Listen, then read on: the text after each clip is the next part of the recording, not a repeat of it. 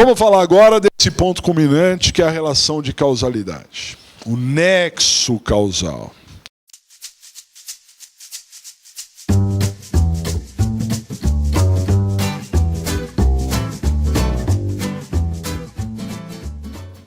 Então você tem uma conduta, você tem um resultado e você tem o nexo de causalidade, né? Você tem o nexo de causalidade, relação de causalidade. O artigo 13 do Código Penal trata desse assunto, né? Ele trata da relação de causalidade no nexo causal.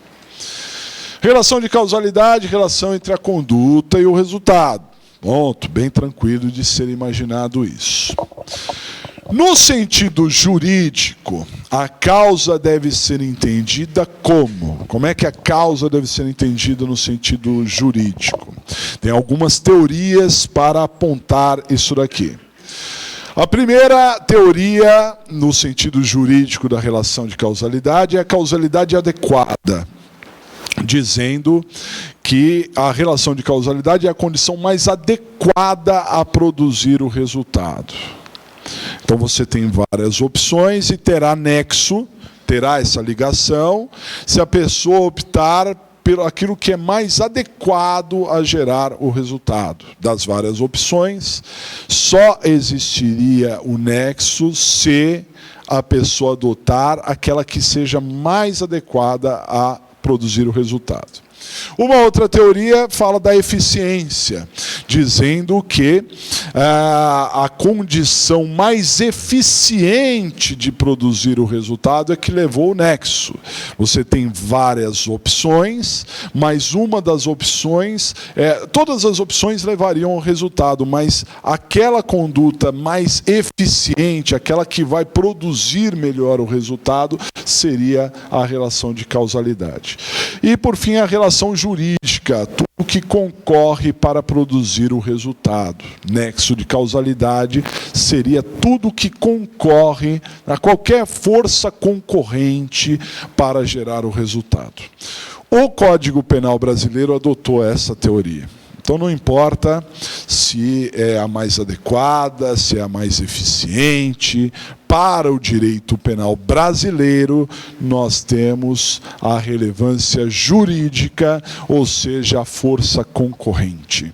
Tudo que concorre para o resultado é nexo. Concorreu para o resultado é nexo, ok? Então, o Código, no artigo 13, adotou a teoria da equivalência das condições, ou teoria da equivalência dos antecedentes. Equivalência das condições, ou equivalência dos antecedentes. Sem a força concorrente, aquilo que eu falei, força concorrente, o fato não teria ocorrido. É a condição sine qua non. Conditio sine qua non. Condição sine qua non. Força concorrente. Vocês vão entender. Né? Há um autor que procura explicar o nexo de causalidade, essa teoria da equivalência das condições e equivalência dos antecedentes, através de um método. Tem um método para se verificar o nexo de causalidade, você adota esse método e você consegue saber se tem a relação de causalidade ou não. Esse método foi criado por Tirran, chamado processo hipotético de eliminação. Processo hipotético de eliminação. O nome parece uma coisa difícil, é uma coisa muito fácil, esse método para se verificar o nexo de causalidade. Bem tranquilo mesmo. Chama processo hipotético de eliminação. Em que consiste o processo hipotético de eliminação? É uma forma de verificar o nexo. Então, diz Tirran, eu tenho uma atitude, eu tenho que hipoteticamente apagar a conduta. Se eu apagar a conduta, eu preciso ver se o resultado persiste ou não. Porque às vezes, eu tirando a conduta, o resultado milagrosamente desaparece também. Se eu tirar a conduta e o resultado desaparecer, significa que há nexo. Tem uma ligação. Né? Tem algo direto, porque eu tirei a conduta e o resultado desapareceu, então o resultado tem tudo a ver com a conduta. Agora, em outras situações, você tira a conduta hipoteticamente, o processo hipotético de eliminação, elimina a conduta e o resultado continua do mesmo jeito. O resultado acontece da mesma forma. Se eu tirar a conduta e o resultado ocorrer do mesmo jeito, aí nós não teremos nexo. Por quê? Porque o resultado não dependia da conduta. Eu vou dar um exemplo para facilitar, o exemplo mais comum que se dá. Imagine uma pessoa que está dirigindo um carro imprudentemente. Ponto. Coloquei a situação. Direção imprudente. Diante dessa direção imprudente, ele atropelou alguém. Mas socorreu. Levou a um hospital. E chegando ao hospital, aquela pessoa atropelada, aquela vítima, teve que passar por uma cirurgia. Diante daquele quadro, teve que passar por uma cirurgia. E não resistiu à cirurgia e morreu. Então se pergunta se nesse primeiro caso o atropelador, o agente, responde pela morte, que é o resultado. Ponto de interrogação, já vamos ver. Corta. Segundo caso. O sujeito dirigindo imprudentemente. Mesma coisa. Dirigindo imprudentemente, atropelou alguém. Mesma coisa que a hipótese anterior, ele socorreu. Levou essa pessoa para um hospital. Chegando no hospital, o teto do hospital desabou na cabeça da pessoa. E ela morreu. Aliás, essa semana aconteceu um fato assim, né? Caiu o aparelho, a pessoa estava na UTI, e aí caiu o aparelho em cima da pessoa, a pessoa morreu. Olha só, não é? Se não é para morrer pela doença, é para morrer porque o aparelho caiu. Não é? Bom, enfim. O teto do hospital desabou, ou o aparelho da UTI desabou na pessoa. E a pessoa morreu. Então nós questionamos também nessa segunda situação se o atropelador responderia pelo resultado morte. Bom, como é que nós vamos resolver isso? Através do processo hipotético de eliminação de Tirran. Então vamos pensar assim, se não fosse o atropelamento, a conduta não é o atropelamento? Então se não fosse o atropelamento, eu pergunto, e tem né? Primeiro exemplo, a pessoa se submeteria a uma cirurgia? A cirurgia, ela existiu por conta do atropelamento. Agora, pensa, não teve atropelamento, não teve atropelamento nenhum. Pergunto, existiria a cirurgia? Teria a cirurgia? Não, de jeito nenhum.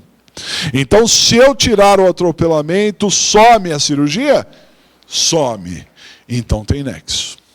Tem nexo e o atropelador responderá por homicídio culposo. Culposo. Tudo bem? Agora vamos para a segunda situação. Eu tiro o atropelamento. Não teve atropelamento. Pergunto aos senhores, o teto do hospital desabaria? Desabaria ou não desabaria? O teto do hospital desabar depende do atropelamento? Só se atropelar que o teto vai desabar. É assim? Não. O teto desabou por outros motivos. Não é isso? Então não tem nexo. Nesse segundo caso, o atropelador não é que ele está livre, não. Ele vai responder pelo que ele causou. Ele vai responder por lesões e não pela morte. Aí o aluno me questionou. Mas professor, espera aí. Se não fosse o atropelamento, aquela pessoa não estaria no hospital. Então ela só morreu porque estava atropelada e foi para o hospital, né? Então tem nexo, professor. Não tem nexo. Não tem nexo. Mas ela só estava no hospital por conta disso, não é, professor? Não sei. Você tem capacidade de dizer? Porque, veja, a pessoa estava lá, mas ela poderia estar em outro hospital. Ela poderia ter chegado 1 minuto antes, 1 minuto depois de desabar, não é? A cirurgia, atenção, a cirurgia, ela se dá no hospital A, no hospital B, no hospital C, em casa, na rua. A cirurgia tinha que ter, de qualquer forma. A cirurgia era inevitável.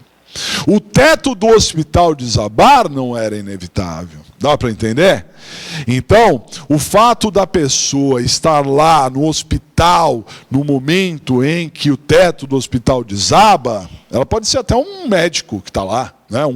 Uma pessoa que vai visitar, mas o fato da pessoa estar lá quando o teto do hospital desaba tem um nome jurídico, chama azar desgraçado. A pessoa estava no lugar errado, na hora errada. Tudo bem? Então perceba, evidentemente que nós podemos buscar a responsabilidade pela morte, mas a responsabilidade não é do atropelador. Então nós vamos ver lá, quem é que projetou esse hospital? Quem é que não fez a manutenção? Ah, por que ele desabou? É porque alguém teve um iluminado lá que foi fazer uma reforma. E deixa eu tirar essa coluninha aqui, porque afinal de contas ela está atrapalhando. Tira a coluna, né? Não é possível isso? Então esse cara que gerou o desabamento responde pelo resultado morte, não o atropelador. Agora vamos pensar no caso A, né, o primeiro. Imagine que o médico que fez a cirurgia fez uma barbeiragem. Se o médico fez uma barbeiragem, ele, médico, é responsável pela morte, não o atropelador. O atropelador é responsável pela lesão.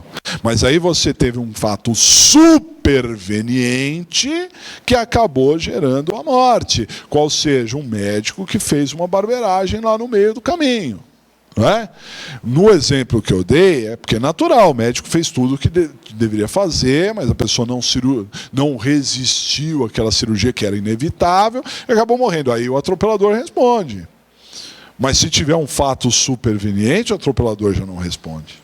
Porque ele não tem a força concorrente, ele não concorreu para o teto do hospital desabar, ele não concorreu para que o médico praticasse uma barbeiragem. Dá para entender? Agora, se eu concorri de alguma forma, eu sou responsável pelo crime. E, posteriormente, nós vamos ver isso, né? É um tema fundamental aqui da nossa aula, mais à frente nós vamos ver isso, que é a questão da autoria, da participação, né? Coautoria, do autor mediato. Vamos falar sobre esses temas aí, que são muito importantes, mostrando quem é que concorreu para o crime ali, para a prática. A propósito, nós vamos ver isso bem lá na frente, em outra aula, né? Mas quem quiser adiantar o expediente, eu peço para que entre no YouTube, no meu canal do YouTube, que é Rodrigo Capobianco,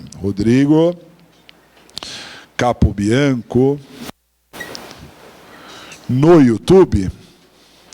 Porque lá no YouTube, o que eu fiz? Eu peguei uma palestra do Klaus Roxin, uma palestra do Klaus Roxin. O Klaus Roxin é o criador da autoria mediata, né?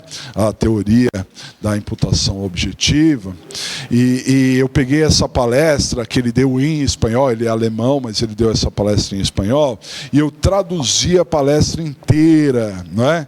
E coloquei então o vídeo dessa palestra que ele deu na Colômbia com legendas. Até em espanhol dá para você entender bem, mas acompanhando as legendas dá bem para você entender. Se você pegar esse vídeo, você passa a entender a Lava Jato, você passa a entender o mensalão, né? Essa teoria da autoria mediata do Klaus Roxin. Então entra lá e assiste, tem aproximadamente 1 hora o vídeo, é uma palestra excelente, né? E valeria muito a pena você ver. Nós falaremos isso depois, mas se quiser já vai vendo lá no YouTube esse vídeo que eu postei. Tá? Avisem os outros também. Porque exatamente nós temos que ver se concorreu para o crime, responde para o crime, é o nexo de causalidade que se estabelecerá. Ok? Oi? Klaus Roxin. Vocês vão ver lá, né, a palestra do Klaus Roxin. o Klaus Roxin é a maior mente, né, do direito penal, juntamente com Gunther Jacobs e outros tantos ali, do direito penal mundial, né? E o Klaus Roxin, ele criou a teoria da autoria imediata, pensando nas questões nazistas, né, da Segunda Guerra Mundial. Mas isso foi evoluindo, essa teoria ele cunhou lá nos anos 60 e até hoje ela é muito aplicada. E a autoria imediata, ela responde, por exemplo, o porquê que o empresário, né, responde pelo crime de sonegação fiscal, que muitas vezes não é ele que sonega. É um funcionário, é um contador, é alguém, não é um empresário, né? E às vezes não há uma ordem explícita, porque se eu falo assim, sonega, então eu estou tendo ali um mandamento, mas às vezes não tem essa ordem explícita. A organização funciona apesar disso, né? Não quero me antecipar, mas o autor imediato é aquela pessoa que poderia intervir, que poderia fazer com que o crime não acontecesse. Não é que ele deu ordem, o Hitler não deu ordem ali, não, tem que eliminar todas as pessoas. As coisas estavam andando normalmente, mas ele tinha ordem de fazer com que aquilo não acontecesse. Então ele é o autor imediato. Assiste lá o vídeo, depois a gente vai discutir isso. Vale muito a pena você assistir. Tudo bem até aqui? Com o nexo de causalidade? Agora, só para finalizar, isso é corriqueiro, isso é uma discussão corriqueira na vida prática e nos concursos, que é aquela situação do sujeito que vai assaltar e a pessoa assaltada morre do coração. Morre do coração. Então aí se discute se o ladrão responde pelo latrocínio ou não responde pelo latrocínio, né? A resposta é que depende. Depende. Olha só, entenda. Naturalmente, ninguém morre do coração, não morre de susto. Naturalmente, ninguém morre de susto. Então, o ladrão, ao ele exercer a violência ou grave ameaça num roubo, ele não está necessariamente assumindo que alguém possa morrer com aquele susto, com aquela ameaça que ele vai gerar naquela pessoa. Ok? Porque naturalmente ninguém morre do coração com susto. A pessoa morre do coração com susto quando? Quando ela já tinha problemas precedentes, né? Em que gera uma sensibilidade maior ao seu coração e aí qualquer abalo ali pode matar. Então, olha só, num primeiro momento, o ladrão que vai praticar um assalto e a pessoa morre de susto, não responde pelo resultado. Não concorreu para o resultado, porque naturalmente a pessoa não morreria de susto. Agora vamos imaginar uma situação corriqueira, que ocorre infelizmente todos os dias no Brasil, em que o ladrão vá numa casa, um casal de idosos, por exemplo, e ele chega lá nessa casa e assalta e planta o terror lá, né? E aí a senhora fala assim, olha, você pode levar tudo que você puder, você leva, pode levar, mas nos deixe em paz, porque o meu marido ele é cardíaco e ele já está passando mal, ele está ficando vermelho ali, né? Então o senhor deixa a gente em paz e leva tudo que o senhor puder. E aí o ladrão, diante dessa informação, se inflama mais ainda e diz, não, porque eu vou fazer, se não me passar o dinheiro eu vou matar, eu vou fazer. E aí a pessoa morre do coração. Esse ladrão responde por latrocínio. Por quê? Porque sabedor das condições pessoais do réu, insistiu naquela colocação. E ao insistir naquela colocação, ele assume o risco de gerar o resultado. Compreendido? Então, pois não. Pode ser uma absurda que eu vou fazer. Na cidade onde eu moro, houve um resgate de um preso. Sim. E na escolta, os ladrões mataram o policial. Certo. O amigo dele de serviço chegou ao local e empatou por ter visto o amigo dele morto. Sim. Esse ladrão responde pela morte dele? Não responderia. Por esse infarte, não. É um fato... Um fato superveniente. Um fato superveniente. O colega lembra lá da região dele, em que houve um resgate de presos, no transporte de presos, né? Isso é um risco gigantesco, né? É por isso que videoconferência acaba sendo importante, muitas vezes. Mas, enfim, teve o resgate e aí um dos policiais da escolta morreu. E quando o outro amigo chegou ao local dos fatos, deparou com o colega morto, teve um infarto e morreu também. Então o ladrão responderia por esse fato posterior? Não. Não responderia. Não tem uma ligação direta, não tem uma força concorrente. Aí você pode falar, não, mas se ele não tivesse matado... Cuidado. Há uma questão que se discute, se debate muito, que é a responsabilidade ad eternum. Responsabilidade ad eternum. Não existe responsabilidade ad eternum. Explico.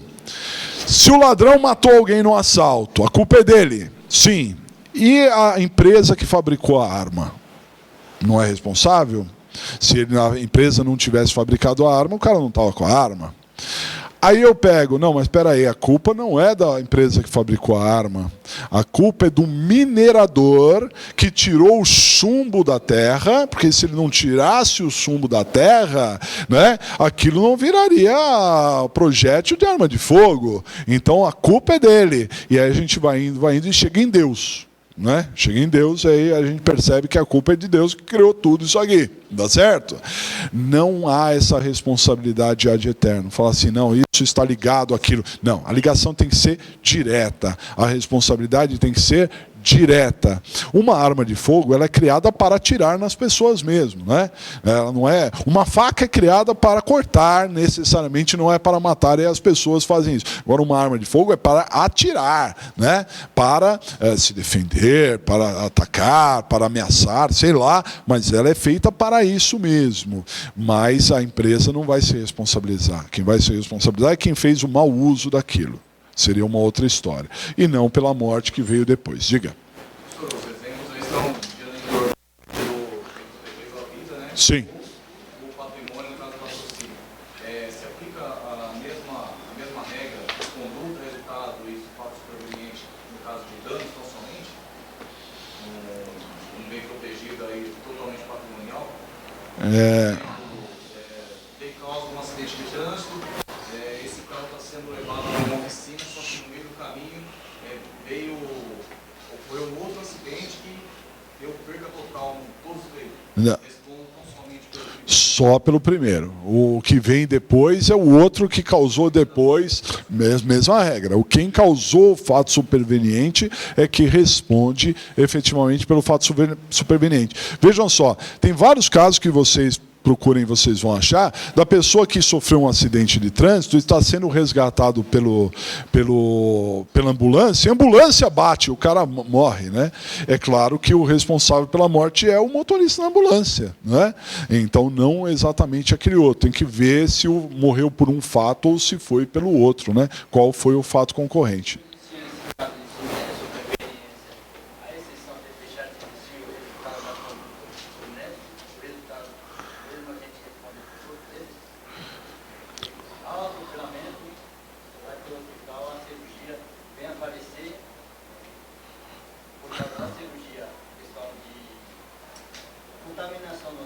Contaminação, fato superveniente. Porque ele poderia ser resgatado em outro hospital, por exemplo.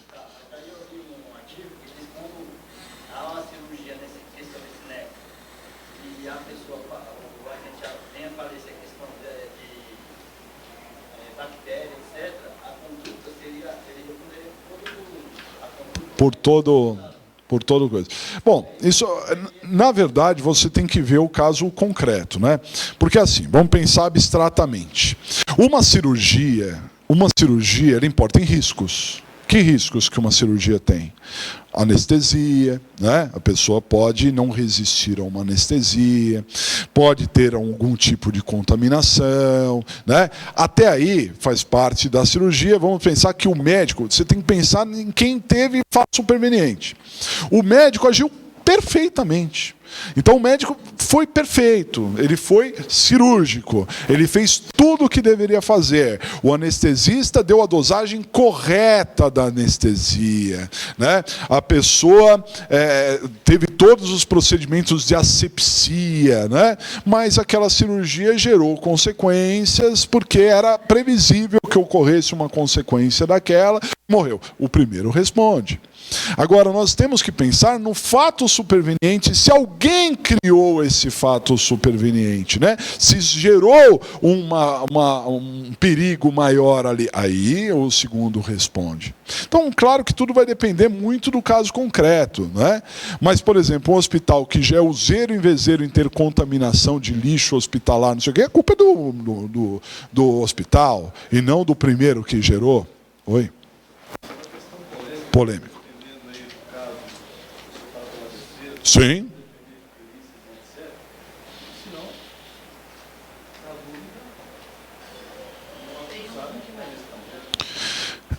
Você precisa, né? Você precisa mostrar a cadeia toda, né? E se a pessoa vai lá. E nem sempre a defesa tem acesso a todas as fichas clínicas, como as coisas funcionaram dentro de um hospital, né?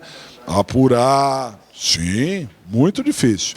Mas nós, advogados de defesa, temos que pautar nisso também. Então ele caiu no hospital. O que ocorreu da porta para dentro do hospital? Tem que pensar nisso e tentar fazer esse levantamento, porque fatos supervenientes podem tirar a responsabilidade de lá de trás e tem outros tantos fatores que tiram essa responsabilidade, né?